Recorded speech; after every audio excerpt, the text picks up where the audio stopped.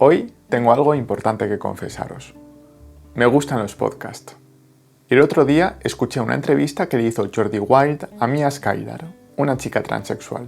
En un momento de la entrevista habló sobre el concepto de disforia de género y me sentí muy identificado, pero de una manera ligeramente distinta.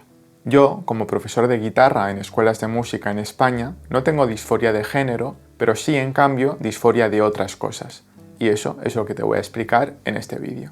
Estoy seguro de que otros profesores de guitarra se sentirán identificados, pero no solo ellos, sino también profesores de materias artísticas en general y en última instancia cualquier profesor de cualquier materia. Para entender este vídeo, primero hemos de comprender el significado de disforia de género. Según la RAE, su definición es la siguiente: angustia o malestar persistente en una persona causados por la falta de correspondencia entre su sexo biológico y su identidad de género. Para entenderlo mejor, Mia Skylar daba en el podcast un ejemplo muy ilustrativo. Más o menos decía lo siguiente: imagina que a una niña la obligas a cortarse el pelo muy cortito y a vestirse como a un chico. Y además le dices que a partir de ahora tendrá que vivir así todo el tiempo. Seguramente no se sentirá muy bien porque esa no es la expresión con la que se identifica. Ese malestar se denomina disforia de género y es lo que experimentan las personas transexuales cada día mientras no hagan una transición. Imagina ahora que pudieras obligar a un pez a correr un maratón en el desierto. Seguramente no sería muy feliz, incluso a lo mejor ni lo pueda superar. En este caso no es disforia de género, pero sí algo parecido, pues al fin y al cabo es una falta de correspondencia con su propia naturaleza, que es estar en el agua. Pues siguiendo con esta lógica, adivina lo que le pasará a una persona que se siente competente en su trabajo, pero que sin embargo ejerce su profesión en un ambiente laboral mediocre. Y este es el punto en el que se me ocurrió el concepto de disforia laboral. Si nos basamos en el significado de disforia de género, la podríamos definir de la siguiente manera: angustia o malestar persistente en una persona causados por la falta de correspondencia entre su realidad laboral y su identidad profesional. ¿Y qué tiene que ver esto con los profesores de guitarra? Bueno, en mi caso, estudié en un conservatorio superior de música, aprendí un repertorio académico de dificultad elevada, practiqué con disciplina, me ocupé de aspectos como la técnica, el buen sonido y la musicalidad, y en general cultivé una ambición por el progreso. Y esa se convirtió, una vez terminados los estudios, en mi identidad profesional.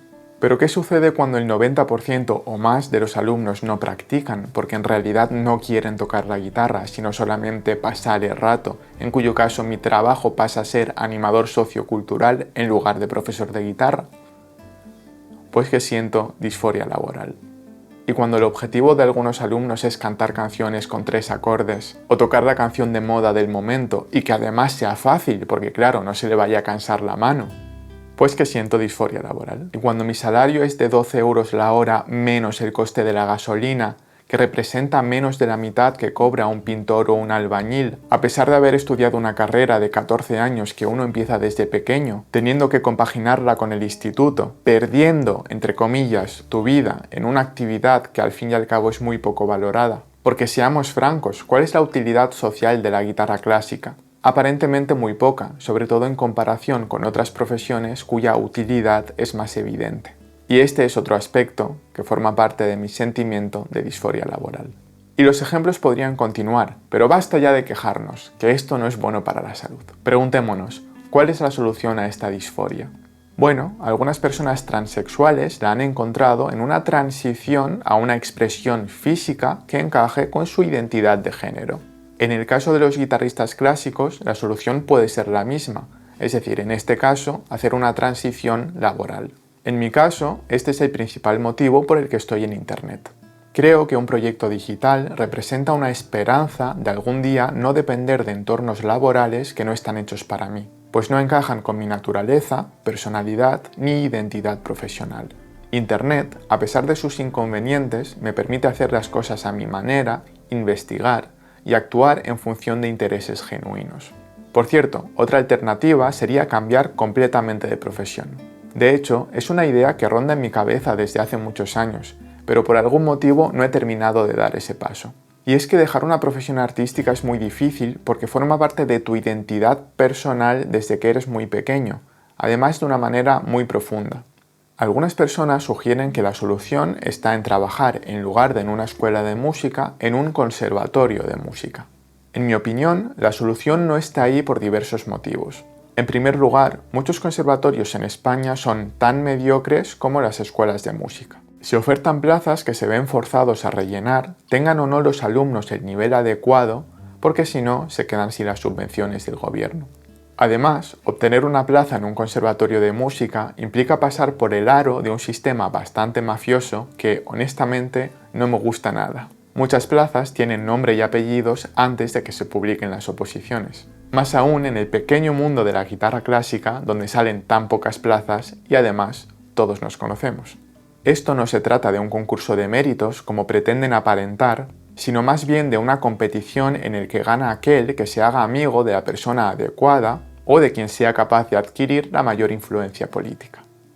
Puede que quizás en un conservatorio de música mi disforia laboral se reduzca un poco, porque al menos allí está justificado explicarle a un alumno que ese no es el lugar adecuado para pedirte que le enseñes a tocar. Para bailar la bamba se necesita un poquito de gracia.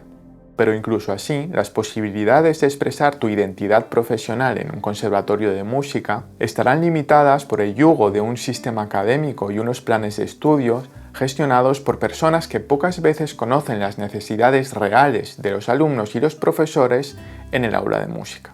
Además, trabajar en un conservatorio tiene un problema añadido, y es que honestamente me sentiría un poco estafador. Al final estaría enseñando una profesión con una pésima proyección de futuro. Estaría dando a los alumnos unas esperanzas que al final son una fantasía. Y lo más triste es que cuanto mejor sea el alumno, peor para él, pues más desubicado se sentirá ante el panorama que le espera. Creo que una de las pocas maneras de hacer una transición efectiva hacia un lugar donde no sentir disforia laboral es un proyecto propio. Y hoy en día Internet es la manera más viable de hacerlo. En las escuelas de música en España no se puede trabajar, al menos de una manera seria, porque es difícil encontrar alguna que tenga como objetivo principal el progreso educativo. Si fuese así, habría protocolos para impedir, por ejemplo, que un alumno de cuarto curso toque exactamente igual de mal que cuando estaba en primer curso. ¿Por qué le han aprobado? Pues porque la escuela necesita dinero y para ello necesita alumnos contentos que se vuelvan a matricular. Y en los conservatorios se necesita justificar la utilidad de los profesores manteniendo las plazas cubiertas de los alumnos a toda costa. Además, es muy poco probable encontrar alumnos receptivos con interés por el aprendizaje. Menos aún en un contexto sociocultural donde la predisposición al esfuerzo está en crisis, sumada al agravante de los problemas de adicción al teléfono móvil y a los entretenimientos pasivos, que tiene su mella más grave especialmente en los niños, donde en el aula de música se manifiesta claramente su cuestionable pronóstico de mejora. Pero en Internet la escala es global, y aunque el mundo no esté para echar cohetes, bueno, a no ser que seas, claro, Elon Musk, pues las probabilidades de encontrar a personas afines aumentan. Supongo que aún falta mucho tiempo hasta que pueda curarme definitivamente de mi disforia laboral, pero al menos el problema está identificado y puesto sobre la mesa. Ya os iré contando cómo va la cosa. Con este vídeo inauguramos una nueva sección en el canal sobre reflexiones musicales que quedará plasmada en esta lista de reproducción a la que también puedes acceder en la descripción del vídeo. Tocar un instrumento musical tiene muchas implicaciones más allá de mover los dedos y es importante hablar sobre ellas. Hay aspectos de la música y de otras artes desconocidos para muchos que están relacionados con cuestiones psicológicas, sociológicas, interpersonales y en definitiva con temas relacionados con la condición humana. Estos temas son muy necesarios de tratar, no solo para convertirse en un mejor artista, sino también en un mejor ser humano. Si te ha gustado este vídeo, dale a me gusta, compártelo, escribe tus opiniones en los comentarios y nos vemos en la próxima. ¡Chao!